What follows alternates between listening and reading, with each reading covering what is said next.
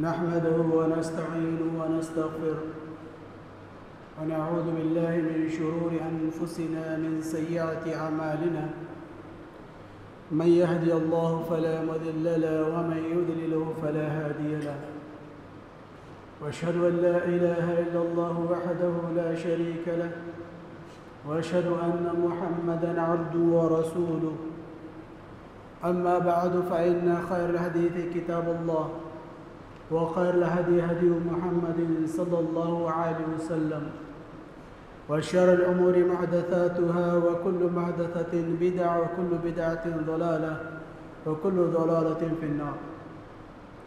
فقال عز وجل: يا أيها الذين آمنوا اتقوا الله حق تقاته ولا تموتن إلا وأنتم مسلمون.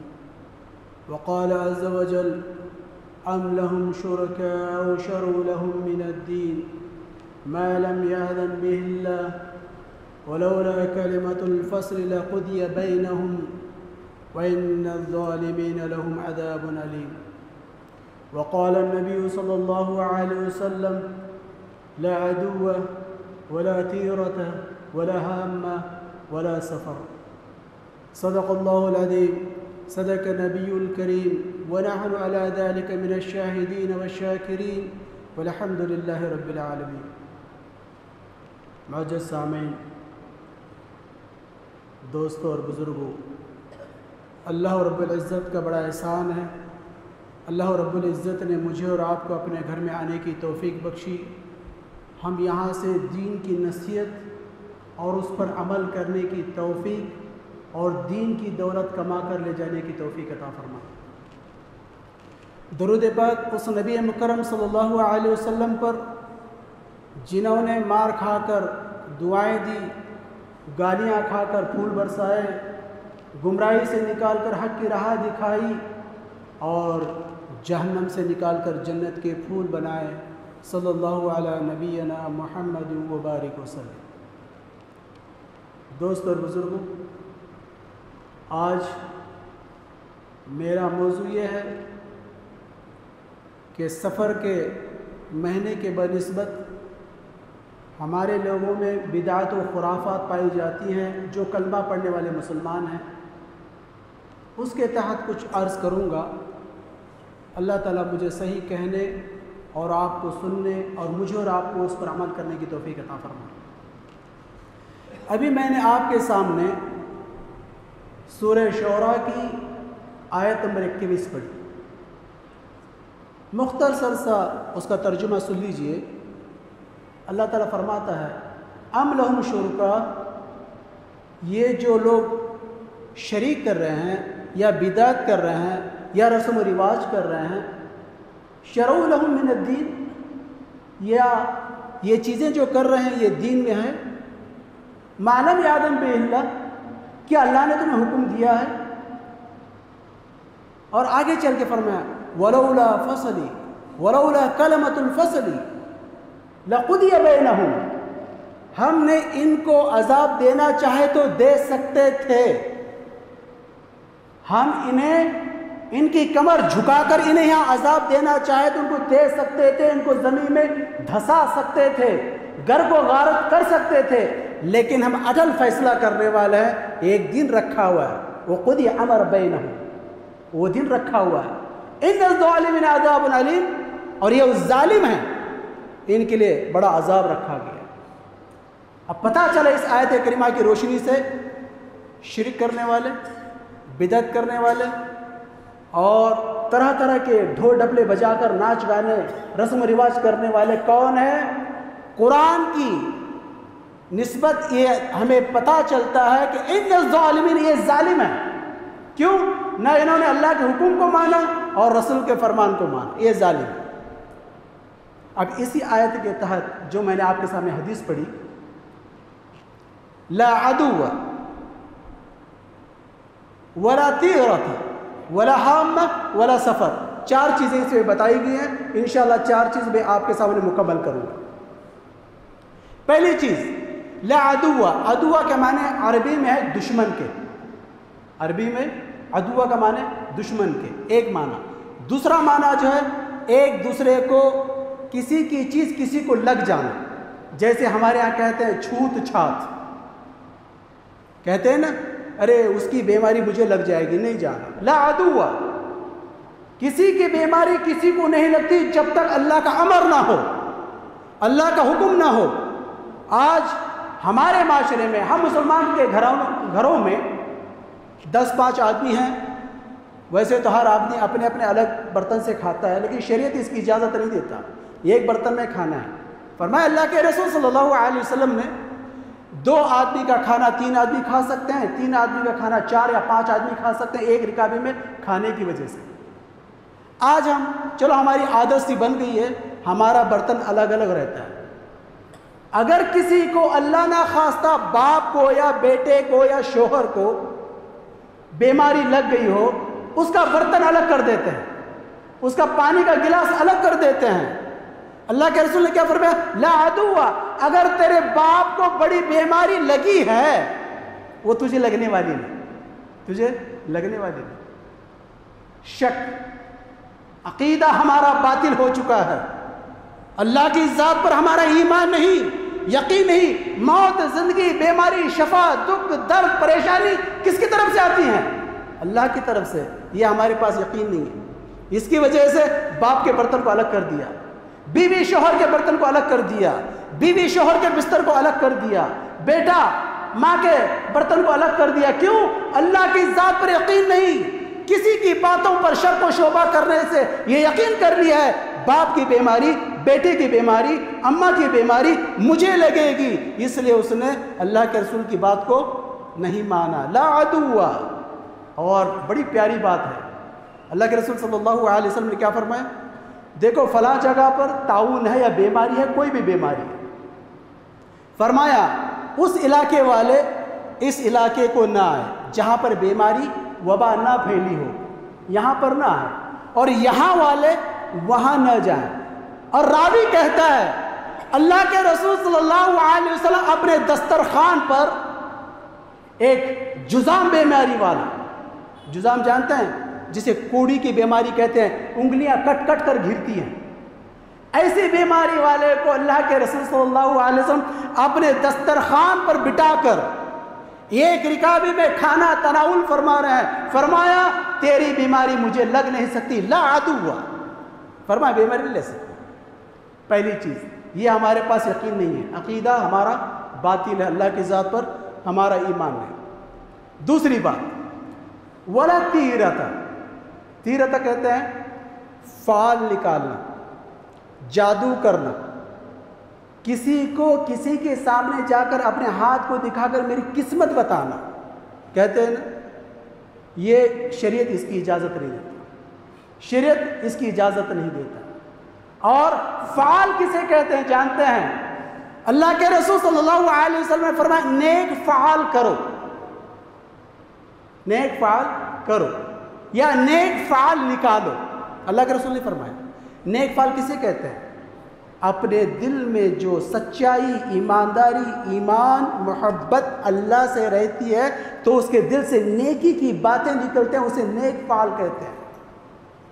اور مشرکین مکہ جب کہیں اچھے کام کے لیے جاتے یا کسی بھی کام کے لیے جاتے، پرندے اڑاتے، اگر سیدھی طرف چلا گیا تو اچھا کام ہے، اگر بری طرف سے چلا گیا تو وہ برا کام ہونے والا، کام اچھا ہونے والا نہیں۔ یہ عقائد مشرکین مکہ جاہلیت کے زمانے کی تھی۔ آج کے مسلمان کیا کرتے ہیں؟ اجی گھر سے نکلے بلی آڑے آ گئی، اچھا جی بلی کا جی کام ہونے والا نہیں، اب بلی آڑے آ گئی، منحوس ہو گیا، اچھا جی۔ ارے اللہ کے بندے، بلی اپنا روزی روٹی تلاش کرنے کے لیے کسی کے گھر میں باسی گوشت ملتا ہو یا ہڈی ملتی ہو یا کوئی چھچڑا وغیرہ بولتے ہیں نا گوشت کا، پھینکا ہوا کھانے کے لیے روزی تلاش کے لیے جا رہی ہے نہیں۔ اچھا اب یہ بتا، بلی کے سامنے تو آیا ہے یا بلی تیرے سامنے آئی ہے؟ اب یہاں پوائنٹ کی بات ہے۔ ارے بلی کو منحوس کہنے والا، ہو سکتا ہے بلی کے لیے تو منحوس ہو، تو نماز نہیں پڑھتا ہو، بے نمازی ہو، مشرک ہو، شرک کرتا ہو، رسول کی بات کو نہیں مانتا ہو، قرآن کی بات کو نہ مانتا ہو، بزرگوں کی عزت نہ کرتا ہو، ماں باپ کی نافرمانی کرتا ہو، اپنے بیوی بچوں کو پریشان کرتا ہو، تو منحوس ہے۔ بلی تیرے لیے اچھی ہو سکتی ہے، تو منحوس ہے، کیونکہ بلی اپنا روزی روٹی تلاش کرنے کے لیے جا رہی ہے۔ یہ چیزیں کس میں تھی؟ مشرکین مکہ میں تھی، لیکن آج کا مسلمان، کلمہ پڑھنے والا مسلمان اس طرح سے کرتا ہے، اس کا عقیدہ باطل ہے، اس کا عقیدہ باطل ہے۔ اور بعض لوگ کہتے ہیں دیکھو جی گھر میں بڑا پریشان ہے، گھر میں میری بیوی نہیں سنتی، میرے ابا نہیں سنتے، چلو جی کسی کے پاس طوطے والے کے پاس جا کر ہاتھ دکھائیں گے۔ طوطے والا اپنا ہاتھ دیکھتا ہے، دیکھو جی فلاں چیز کرنے سے تمہارا یہ ہونے والا، دے کر نقصان ہونے والا۔ ارے طوطا دکھا کر اپنی قسمت بدلنا ہوتا تو پھر چوراہے پہ کھڑے ہو کر وہ بھیک کیوں مانگتا لوگوں سے؟ اپنی فال خود نکال کر بڑی بڑی عمارتیں بنا کر راجہ بن جاتا۔ اللہ کے رسول صلی اللہ علیہ وسلم نے فرمایا جس کسی نے کسی کاہن کے پاس جا کر اپنا ہاتھ دکھایا، اس نے نبی کریم صلی اللہ علیہ وسلم کے دین پر تہمت لگائی اور اسلام سے خارج ہو گیا۔ دو باتیں۔ اور تیسری بات کون سی ہے؟ ولا ہم، کسی کے مرنے سے اولو کے جسم میں اس کی روح رہتی ہے، لوگ کہتے ہیں، مشرکین مکہ بھی کہتے تھے، اور ہمارے یہاں بھی کچھ لوگ کہتے ہیں دیکھو جی رات کو اس درخت پر اولو پکارا تھا، اب صبح میں میت ہونے والی کس کی؟ پرندہ چلانے سے، چیخنے سے اگر کسی کی موت ہو سکتی ہے تو پھر ہم سارے مر جانا چاہیے، ابھی تک دنیا میں رہنے کی ضرورت نہیں ہے۔ چرند پرند حیوانات درند سب اللہ کی عبادت کرتے ہوئے اپنی روزی روٹی تلاش کرنے کے لیے ساری دنیا میں زمین آسمان پر گھومتے رہتے ہیں، لیکن ہمارا عقیدہ جو ہے وہ باطل ہے۔ ہو سکتا ہے اولو رات کو پکار بھی رہا ہو، اس کی عادت ہو سکتی ہے، ہو سکتا ہے رات کو اللہ کی عبادت کرتا ہو، اور قرآن بھی کہتا ہے سبح للہ ما فی السماوات و ما فی الارض، زمین و آسمان میں جتنی بھی جاندار چیزیں ہیں وہ اللہ کی عبادت کرتی ہے، دن رات عبادت کرتی ہے۔ ہو سکتا ہے اولو عبادت کر رہا ہو۔ یہ عقیدہ باطل ہے۔ کسی کے پرندے چیخنے سے، چلانے سے اگر کوئی آدمی مرتا ہے یا میت ہوتی ہے یا موت ہوتی ہے، اگر یہ کہتا ہے تو وہ باطل ہے، اس کا ایمان باطل۔ یہ تین چیزیں۔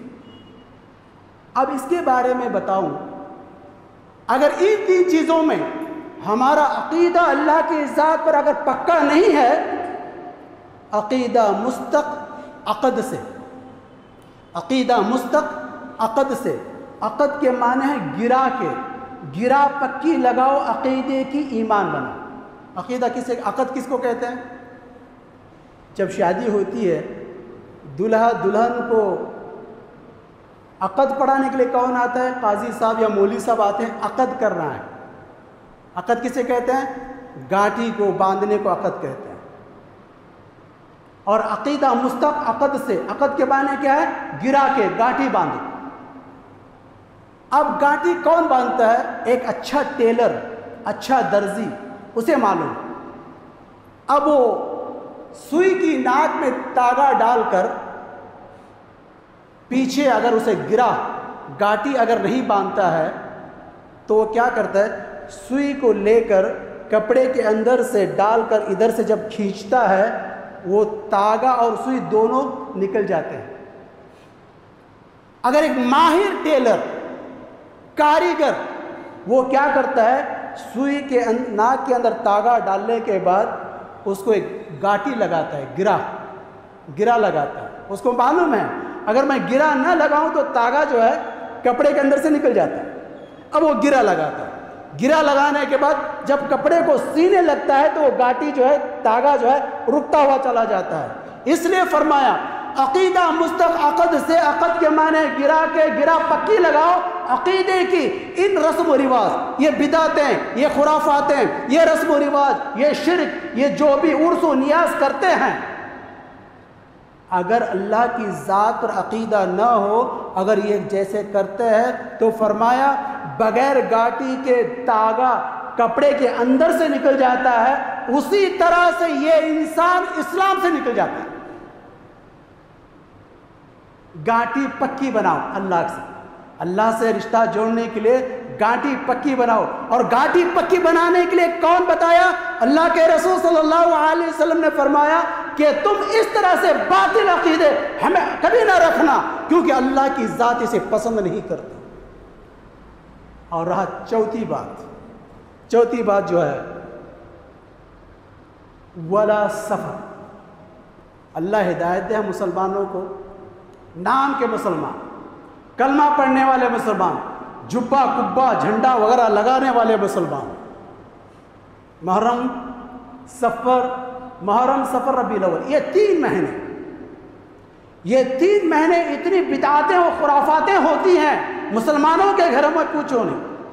سفر کا مہینہ، بڑے بڑے جبے والے جو ہیں مسند پہ بیٹھے ہوئے ہیں، کرسی پہ اجتماع بیٹھا ہوا ہے، لوگوں کو کہتے ہیں یہ سفر کا مہینہ بہت خراب ہے، منحوس ہے. پوچھا گیا کیوں؟ سفر کے مہینے آخری ہفتے میں بدھ کے دن اللہ کے رسول صلی اللہ علیہ وسلم بیمار ہوئے تھے.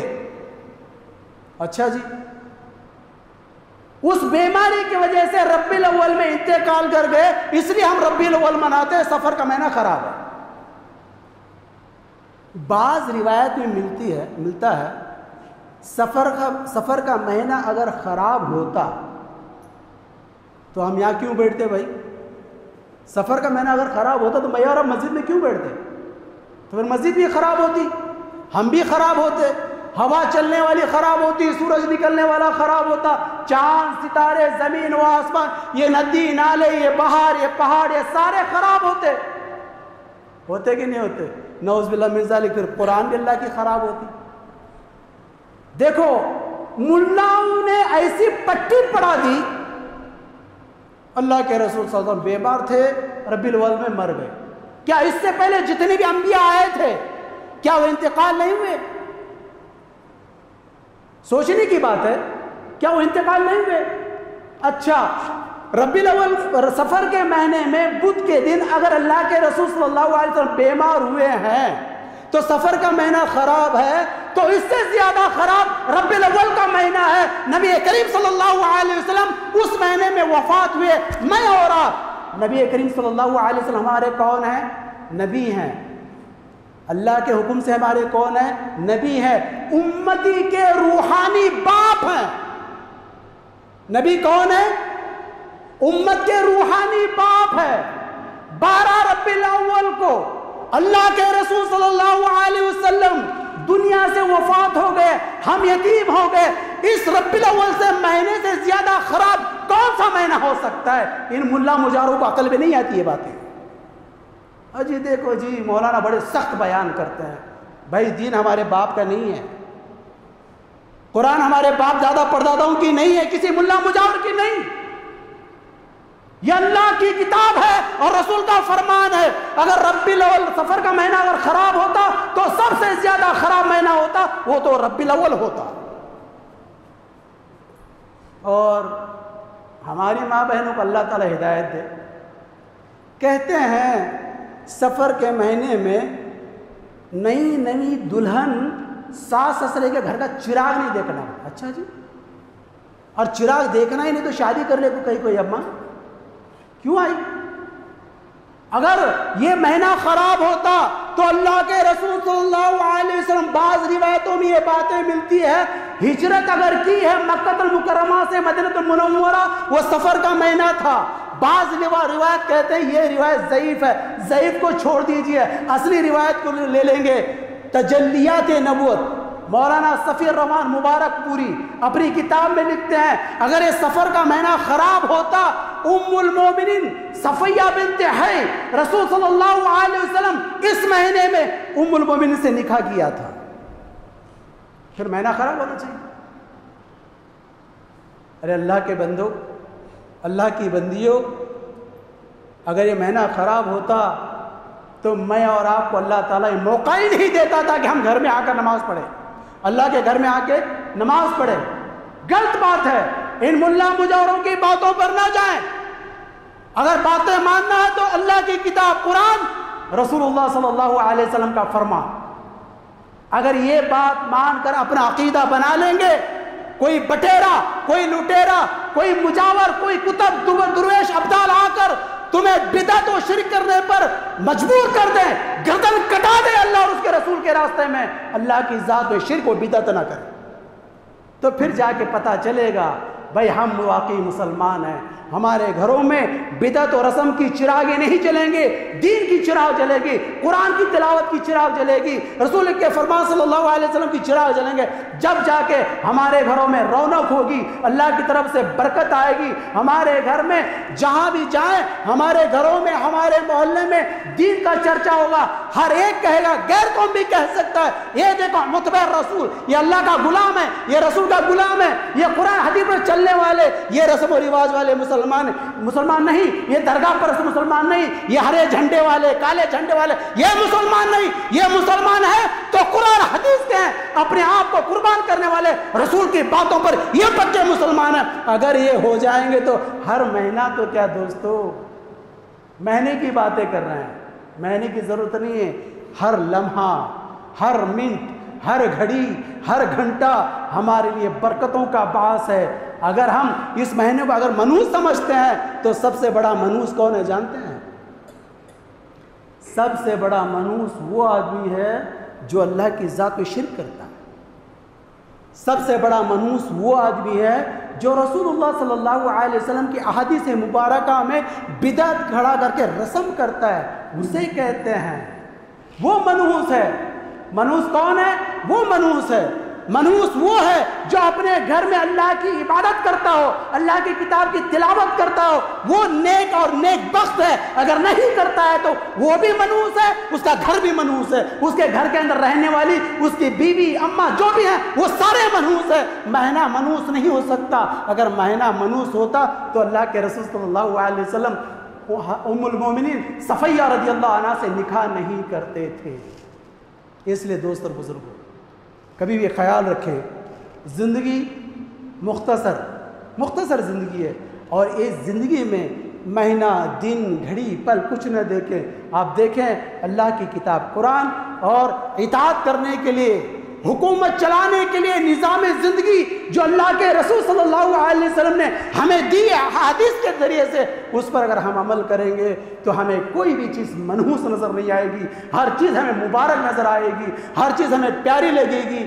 جب ہم اللہ اور اس کے رسول سے پیار کرنے والے بنیں گے، ان کے حکم کو ماننے والے بنیں گے اور ان کے فرمان کے مطابق عمل کرنے والے بنیں گے تو کوئی مہینہ منحوس وغیرہ نہیں ہو سکتا۔ تو اللہ تعالیٰ سے دعا ہے اللہ تعالیٰ مجھے اور آپ کو عمل کرنے کی توفیق عطا فرمائے، مجھے اور آپ کو قرآن حدیث کی کسوٹی پر زندگی گزارنے کی توفیق عطا فرمائے۔ وآخر دعوانا الحمدللہ رب العالمین۔